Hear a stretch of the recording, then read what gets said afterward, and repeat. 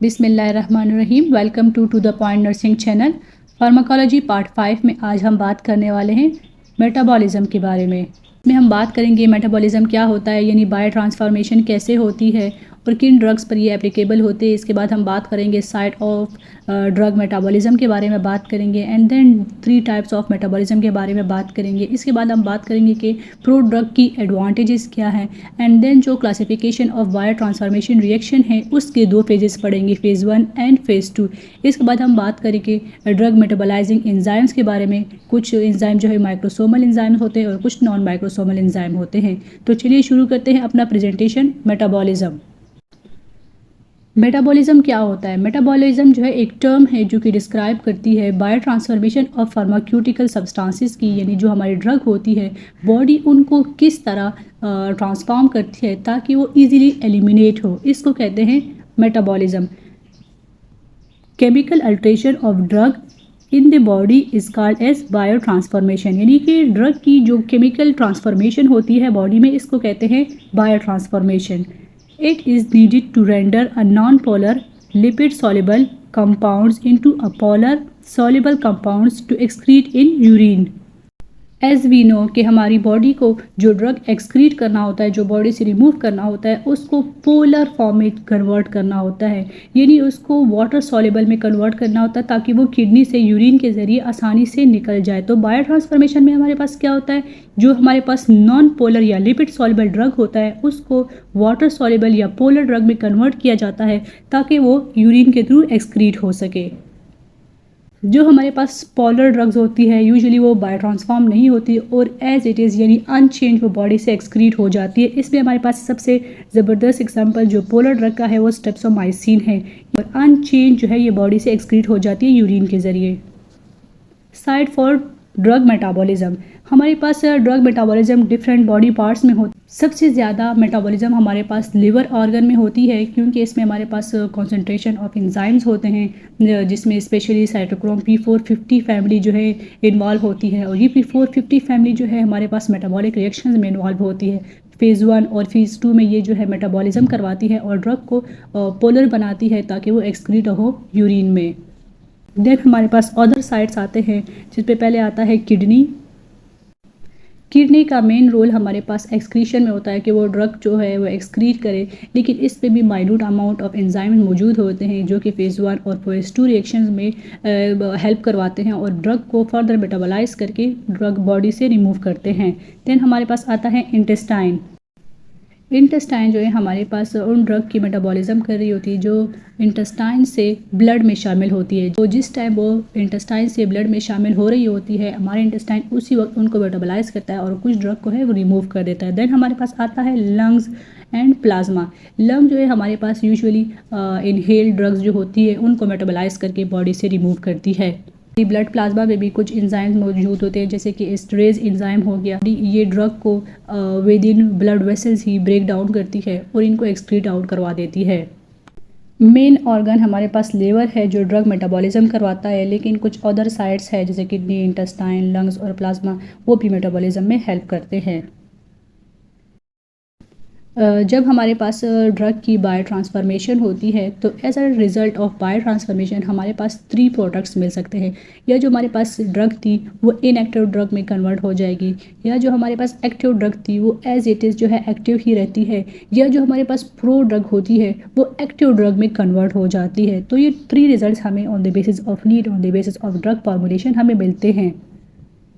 तो एग्जाम्पल 1 हम देखेंगे, इसमें हम देखेंगे आइबुप्रोफेन और पैरासिटामोल जो है हमारे पास एक्टिव ड्रग्स होती है, लेकिन जब उनकी बायो ट्रांसफॉर्मेशन होती है, उनकी मेटाबॉलिज्म होती है तो वो इनएक्टिव बन जाती है और वो थ्रू यूरिन जो है फिर एक्सक्रीट होती है।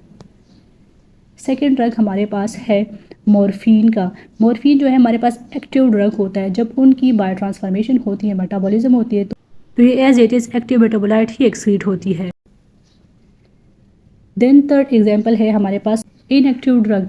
इनएक्टिव ड्रग में हमारे पास एग्जांपल है लीवोडोपा ड्रग की। लीवोडोपा ड्रग जो है हमारे पास ट्रीटमेंट ऑफ पार्किंसन डिजीज़ के लिए यूज़ होता है और इसमें हमें टारगेट ऑर्गन जो है ब्रेन होता है। तो जब हमारा ड्रग जो है जब ब्रेन में पहुंच जाता है तो वहाँ पर उसकी मेटाबॉलिज्म होती है और लीवोडोपा जो कि डोपामीन में कन्वर्ट होता है, वो हमारे पास एक्टिव मेटाबोलाइट होता है और वही जो है हमारी ट्रीटमेंट प्रोवाइड करता है। Advantages of pro drug over the active form. अब हमारे पास प्रो ड्रग्स की जो है क्या बेनिफिट होते हैं as compared to active form. तो हमारे पास प्रो ड्रग जो है वो ज़्यादा स्टेबल होते हैं और इनकी जो है प्री मेच्योर रेगुलेशन नहीं होती। देन हमारे पास आता है बेटर बायो अवेलेबिलिटी। इसकी हमारे पास बायो अवेलेबिलिटी ज़्यादा होती है। जैसे हमने पहले लेवोडोपा की बात की, हमारे पास प्रो ड्रग होता है, जब हमारे पास ब्रेन में ये पहुंच जाता है वहाँ पर ये एक्टिव फॉर्म में कन्वर्ट होता है तो हमें जो है मैक्सिमम अमाउंट ऑफ ड्रग वहाँ पर मिल जाता है, तो इनकी बायो अवेलेबिलिटी ज़्यादा होती है। Activated selectively at the site of action. जैसे मैंने बताया कि लीवोडोपा है हमारे पास, उसका टारगेटेड ऑर्गन ब्रेन है, जब वो वहाँ पर पहुँच जाता है तो वहाँ पर एक्शन शुरू कर देता है। Less side effects and toxicity, क्योंकि हमारे पास टारगेट ऑर्गन पे जाके ही एक्शन प्रोड्यूस करता है, इसकी वजह से इसके इफेक्ट्स और जो है टॉक्सिसिटी भी कम होती है। Classification of bio transformation reaction. जो हमारे पास बायो ट्रांसफॉर्मेशन रिएक्शन होती है हमारे पास 2 फेजेज में होती है। एक होता है फेज़ 1। फेज़ 1 को हम नॉन सिंथेटिक बायो ट्रांसफॉर्मेशन भी कहते हैं या फंक्शनलाइजेशन रिएक्शन भी कहते हैं। फेज़ 1 रिएक्शन में हमारी बॉडी जो हमारे ड्रग है उसको फंक्शनलाइजेशन ग्रुप या फंक्शनल ग्रुप जो है इंट्रोड्यूस करवाती है। वो जो है हमारे पास डिफरेंट प्रोसेसेस के थ्रू इंट्रोड्यूस होती है, या वो ऑक्सीडेशन के थ्रू हो सकती है, रिडक्शन के थ्रू हो सकती है, या हाइड्रोलिसिस या साइक्लाइजेशन एंड डीसाइक्लाइजेशन प्रोसेसेस के थ्रू जो है कुछ ग्रुप जो है इंट्रोड्यूस होते हैं मॉलिक्यूल को, जिसको फंक्शनल ग्रुप कहते हैं, और उसकी वजह से वो मेटाबोलाइट जो है वो फर्दर एक्टिव हो जाता है या इनएक्टिव हो जाता है। अगर इनएक्टिव हो जाता है तो वो मोर पोलर हो जाता है, वाटर सॉल्युबल हो जाता है, वो हमारी यूरिन के थ्रू एक्सक्रीट होता है फिर। तो बेसिकली हमारे पास फेज़ 1 रिएक्शन में मेटाबोलाइट को एक्टिव फॉर्म में कन्वर्ट किया जाता है या इनएक्टिव फॉर्म में कन्वर्ट किया जाता है, इनको पोलर बनाया जाता है ताकि वो इजीली एक्सक्रीट आउट हो सकें। देन हमारे पास आता है फेज़ 2। फेज़ 2 रिएक्शन को हमारे पास कॉन्जुगेशन रिएक्शन या सिंथेटिक रिएक्शन भी कहते हैं। इसमें हमारे पास मेटाबोलाइट जो है मेनली इनएक्टिव फॉर्म में कन्वर्ट कर दिया जाता है और इसमें हमारे पास ग्रुप ऑफ मॉलिक्यूल जो है ड्रग को इंट्रोड्यूस करवाए जाते हैं थ्रू डिफरेंट केमिकल रिएक्शन, जिसको ग्लूकुरोनाइड कॉन्जुगेशन कहते हैं, acetylation, methylation, sulphate conjugation, glycine conjugation, glutathione conjugation, ribonucleoside and nucleotide synthesis. In process के थ्रू जो है मॉलिक्यूल जो है अटैच किए जाते हैं ड्रग को, ताकि उनको मोर पोलर बनाया जाए और उनको बॉडी से एक्सक्रीट आउट किया जाए।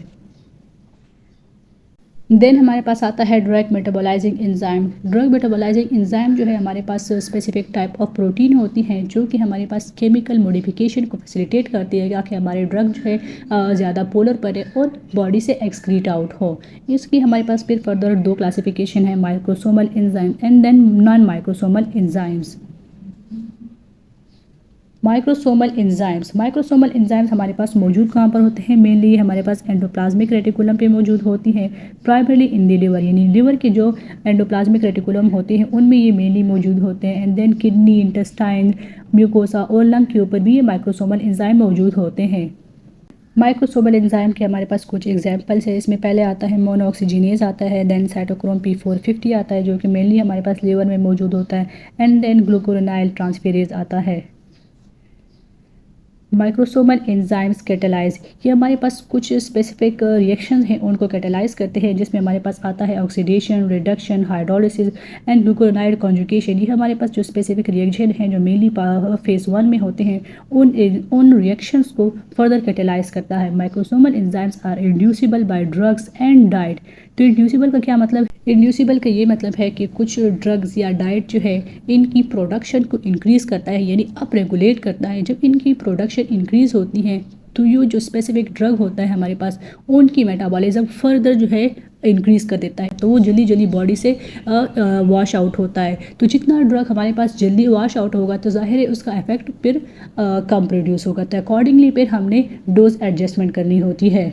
देन हमारे पास आते हैं नॉन माइक्रोसोमल एंजाइम्स। इनकी हमारे पास लोकेशन मेनली हमारे पास साइटोप्लाज्म में मौजूद होते हैं, mitochondria of liver and plasma में मौजूद होते हैं।